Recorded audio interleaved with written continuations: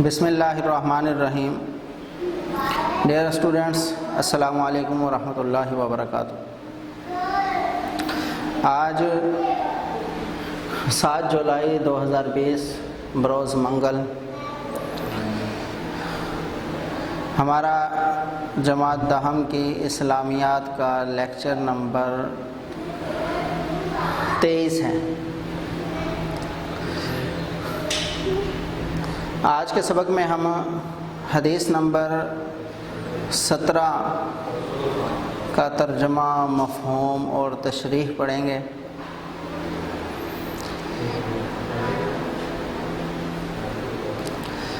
حدیث مبارکہ ہے، حضور اکرم صلی اللہ علیہ وسلم نے ارشاد فرمایا: من حج البیت فقضى مناسکہ وسلم المسلمون من لسانہ ویدہ غفر لہ ما تقدم من ذنبہ۔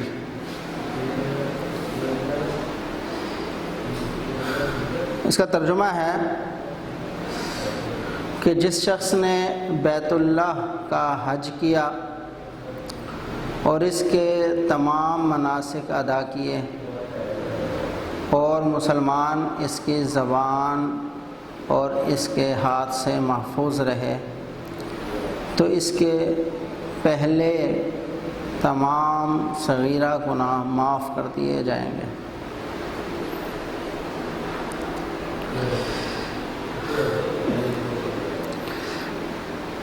اس حدیث مبارکہ میں حضور اکرم صلی اللہ علیہ وسلم نے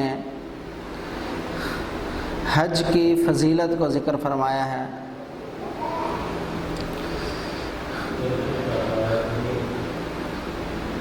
ڈیئر اسٹوڈنٹس، حج کہتے ہیں بیت اللہ کی زیارت کا ارادہ کرنا۔ بیت اللہ کی زیارت کرنے کو حج کہا جاتا ہے۔ یہ حج حضرت ابراہیم علیہ السلام کی سنتوں کا مجموعہ ہے۔ اللہ رب العزت نے حضرت ابراہیم علیہ السلام کو بیت اللہ کی تعمیر کا حکم دیا، اور جب انہوں نے اس کی تعمیر مکمل کر لی تو اللہ رب العزت سے دعا کی کہ اے اللہ اس گھر کو آباد کر دے، اور حضرت ابراہیم علیہ السلام نے اعلان کیا کہ بیت اللہ کے حج کے لیے آئیں۔ آپ صلی اللہ علیہ وسلم دین ابراہیمی پر ہیں، تو اللہ رب العزت نے آپ صلی اللہ علیہ وسلم کی امت کے لیے بیت اللہ کا حج فرض کر دیا۔ بیت اللہ کا حج ارکان اسلام میں سے 5واں رکن ہے، اور یہ اس صاحب استطاعت مسلمان پر فرض ہے جو بیت اللہ تک پہنچنے کی طاقت رکھتا ہے۔ اسباب کے حوالے سے اور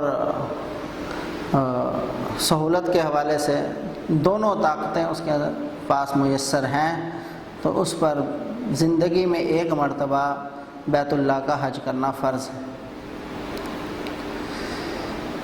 جہاں ایک طرف انسان اس حج اپنے فرض کی ادائیگی کر رہا ہے، تو دوسری طرف اللہ رب العزت اسے اس کے اس حج پر جو اجر و ثواب عطا فرماتے ہیں۔ آپ صلی اللہ علیہ وسلم نے اس کے متعلق اس حدیث مبارکہ میں ارشاد فرمایا کہ جس نے بیت اللہ کا حج کیا اور اس کے مناسک کو ادا کیے۔ مناسک سے مراد بیت اللہ کے فرائض ہیں، حج کے فرائض ہیں۔ حج کے مناسک سے مراد حج کے فرائض ہیں جن کو ادا کرنا ضروری ہوتا ہے۔ تو جس نے حج کے مناسک، اس کے فرائض مکمل طور پر ادا کر دیے، تو وَسَلِمَ الْمُسْلِمُونَ مِنْ لِسَانِهِ وَيَدِهِ، تو اللہ مسلمان اس کے ہاتھ اور اس کے زبان سے محفوظ رہے، اور مسلمان اس کے ہاتھ اور زبان سے محفوظ رہے۔ تو آپ صلی اللہ علیہ وسلم نے فرمایا غفر لہ ما تقدم من ذنبی وما تأخر، جو اس کے پچھلے تمام گناہ صغیرہ تھے اللہ تعالیٰ سب معاف کر دیتے ہیں۔ دیکھو،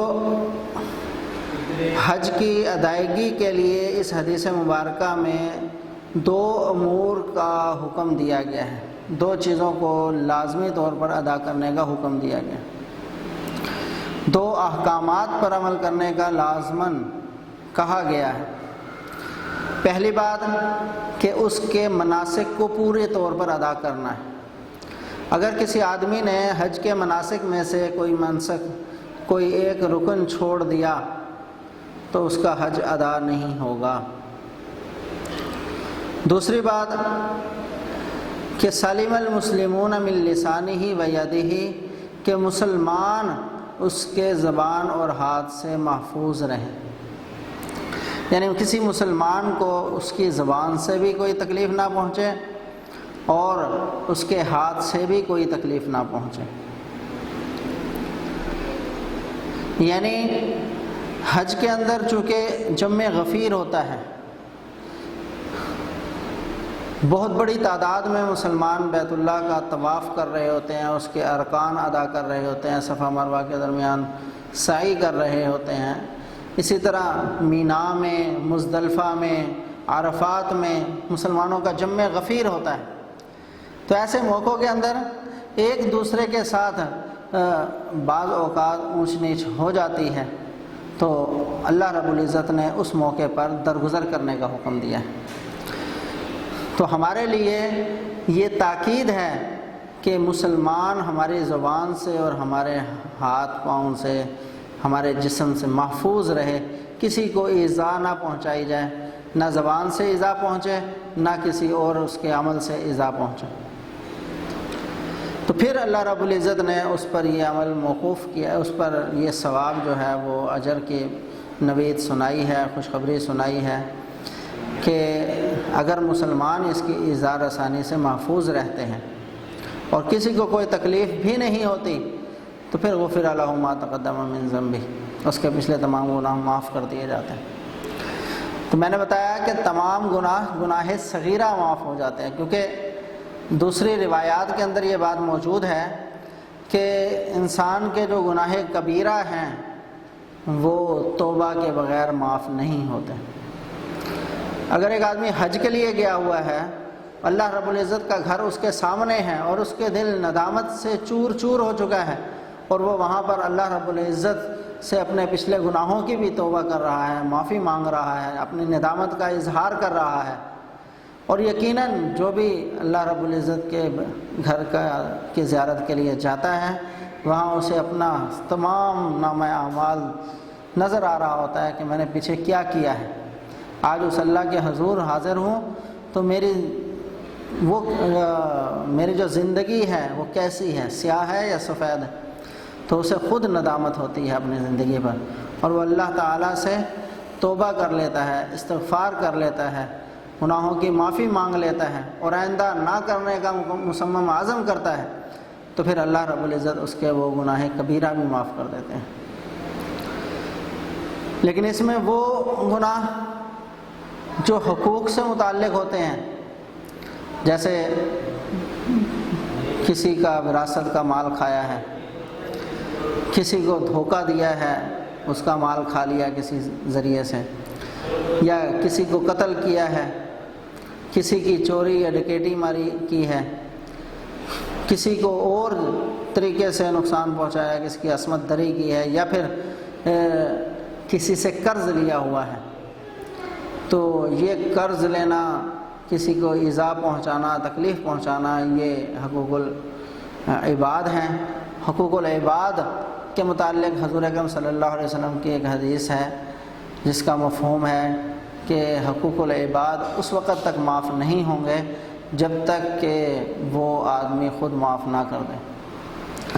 تو اس لیے میں نے حدیث کا ترجمہ کرتے ہوئے یہ بات بیان کی کہ اللہ تعالیٰ اس کے تمام صغیرہ گناہ معاف کر دیتے ہیں۔ تو یہ اجر جو ہے یہ حج کے لیے کی قبولیت کی صورت میں انسان کو ملتا ہے۔ ایک اور حدیث میں ہے، آپ صلی اللہ علیہ وسلم نے ارشاد فرمایا کہ جو شخص حج سے واپس آتا ہے وہ ایسے ہوتا ہے جیسے اس کی ماں نے اسے ابھی جنا ہے، اسے ابھی جنم دیا ہے، یعنی اس کے پچھلے تمام گناہ معاف ہو چکے ہوتے ہیں، وہ بھی اس لیے کہ وہ توبہ کر چکا ہوتا ہے، اپنے گناہوں کی اللہ تعالیٰ سے معافی مانگ چکا ہوتا ہے۔ تو یہ حدیث کی فضیلت کو حضور اکرم صلی اللہ علیہ وسلم نے اپنی اس حدیث مبارکہ میں بیان فرمایا۔ حج کی فضیلت کو حضور اکرم صلی اللہ علیہ وسلم نے اپنی اس حدیث مبارکہ میں ارشاد فرمایا ہے۔ اب ہم دیکھتے ہیں کہ ہم نے اس حدیث کو پیپر کے اندر کس طریقے سے سالو کرنا ہے۔ تو چلتے ہیں بورڈ کی طرف، دیکھیں کوشچن آتا ہے حدیث کے متعلق کہ مندرجہ ذیل حدیث کی تشریح لکھیں۔ کوشچن صرف حدیث کی تشریح کا آتا ہے، لیکن اصول یہ ہے کہ جب بھی حدیث کی تشریح پوچھی جاتی ہے تو سب سے پہلے اگر ہماری رائٹنگ اچھی ہے اور ہمیں لکھنا آتا ہے، ظاہر ہے 10th کلاس میں ہے، رائٹنگ بھی اچھی ہوگی اور اچھا لکھنا بھی آتا ہوگا، تو ہم خوبصورت اور اچھے انداز میں اوپر حدیث لکھیں۔ وقت کا ہونا ضروری ہے، اگر وقت شارٹ ہے تو پھر ہم صرف ترجمہ لکھ سکتے ہیں اس کا۔ سب سے پہلے ترجمے کا عنوان دیں پھر، اور ترجمہ لکھیں، پورا ترجمہ۔ کوئی چیز ایسی ہوتی ہے جو اضافی ہوتی ہے، جیسے من حج البیت فقد مناسکہ، اس کا ترجمہ دیکھیں، جس نے حج کیا بیت اللہ کا، بس اس نے اس کے مناسک کو پورا کیا، ادا کیا۔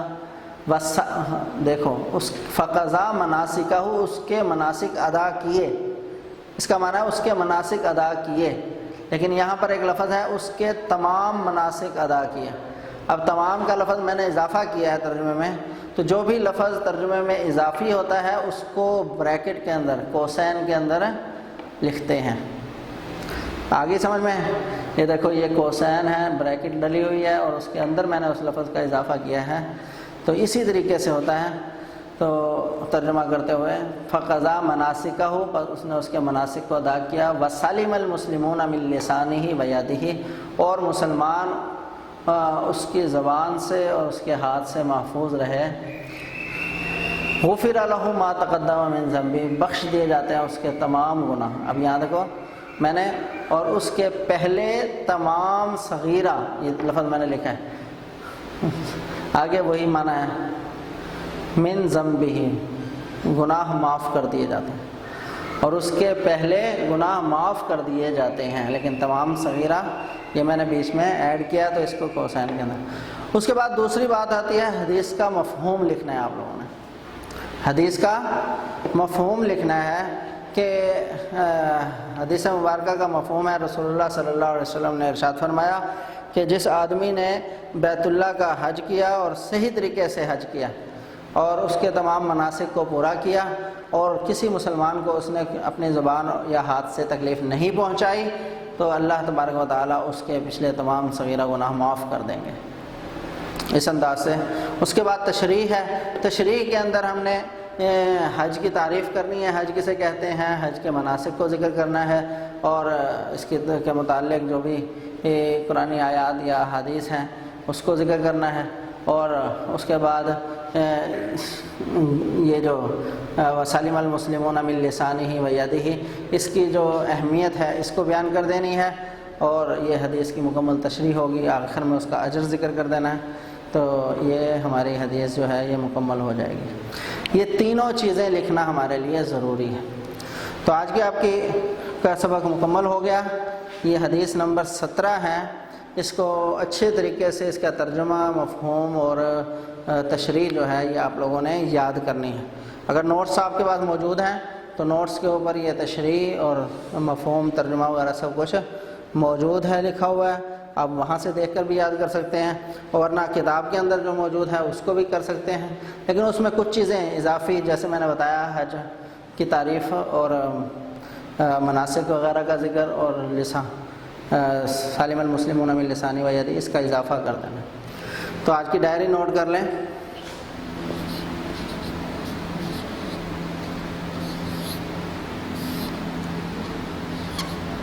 حدیث نمبر 17، مکمل ترجمہ و تشریح یاد کریں، ٹھیک ہے؟ حدیث نمبر 17، مکمل ترجمہ و تشریح یاد کریں اس کا۔ تو کل تک کے لیے اجازت، کل انشاءاللہ ہم حدیث نمبر 18 پڑھیں گے۔ السلام علیکم ورحمۃ اللہ۔